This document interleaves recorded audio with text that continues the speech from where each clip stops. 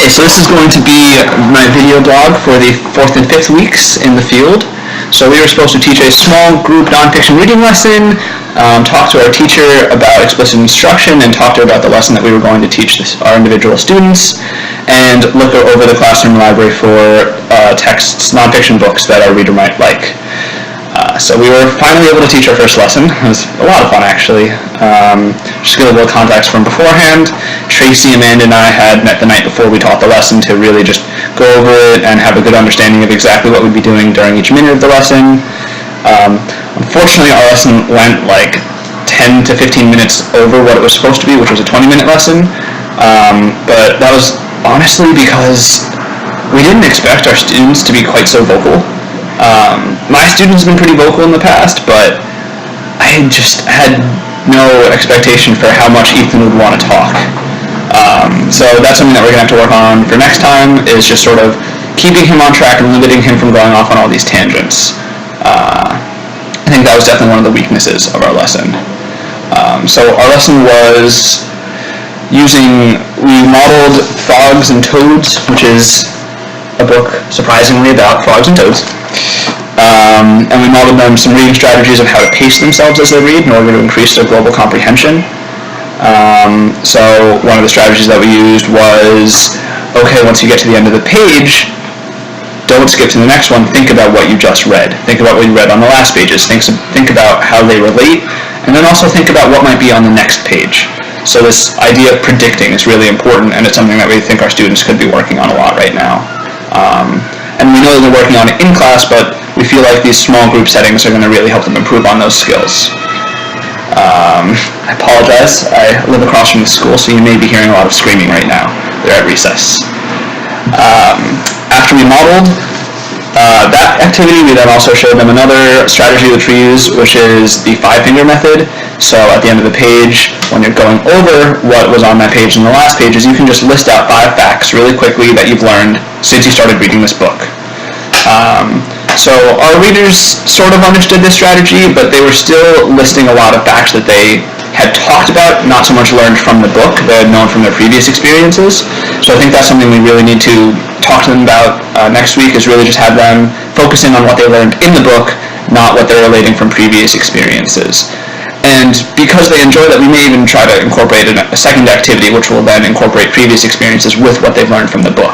Because we don't want to shut them down on what they find interesting, we just want to sort of direct them towards what's going to be most useful. Let's see, after that, we just sort of read our books, which was a lot of fun actually. The kids really enjoyed it. So Tracy and I had our students do paired reading. So one would read one page, and the other student would read the other page, and we'd have them talk to each other, which we thought was really helpful. Instead of talking to the teacher, they're talking to their peers.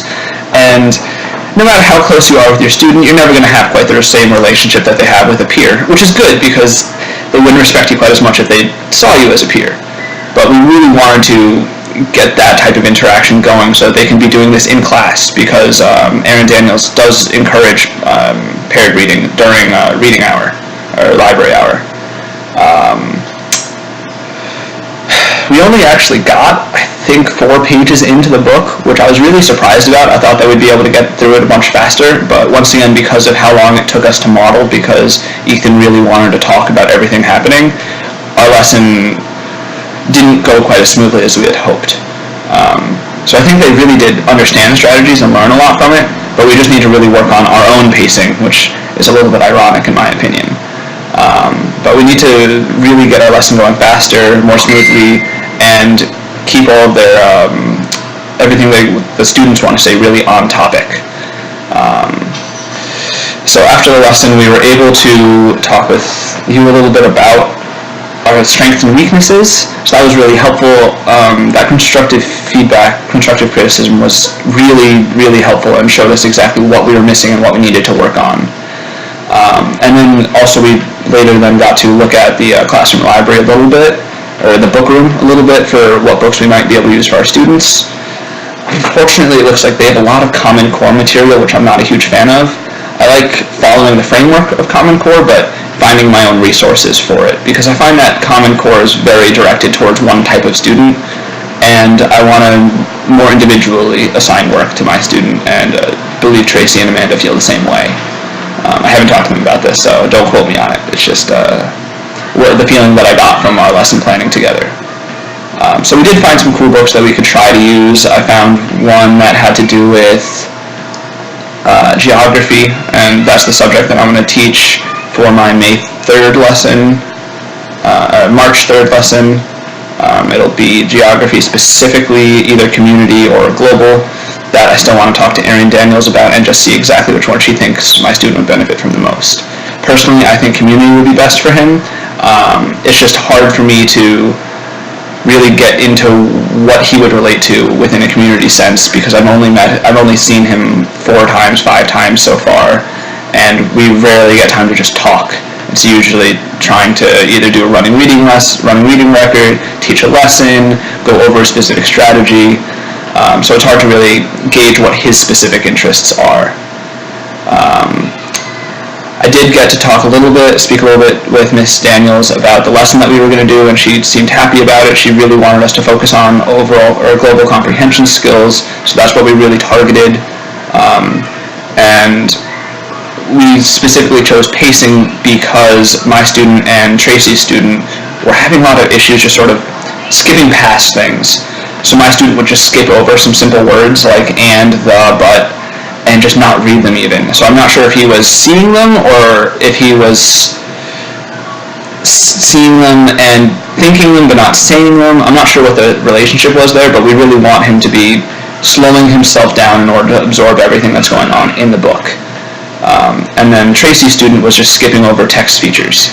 So once again, that does have to do with pacing and not just trying to rush through a book. It's not a race to who finishes last. It's really just trying to enjoy the race and figure everything out you can from it. It wasn't a great analogy, but you got my drift. And that was pretty much all we were able to do in the last 2 weeks. We also got to observe one of her lessons, which was really, really helpful. She has some great strategies she uses with her kids, and then I personally love to just sit with a special education teacher and watch her with her small group, because I just thought that was just so interesting. She would have students write out words and just spell the words that they needed to get into their sight word vocabulary. Then she would have them read a book and ask them very interesting, stimulating questions like, why is the main character socially anxious? Why doesn't she want these big groups? Can you find any evidence to suggest that? Or why did she want to be surrounded by people? What type of person is that? What type of personality is that? So these questions, they really got the students motivated to think about the material. So that was very helpful for me to watch, and I feel like I learned a lot from it. So I'm hoping that I'll be able to incorporate some of her strategies into the next lesson. Alright, well, I'm already over 8 minutes, so I apologize, but I'll let you go for now. See you next week.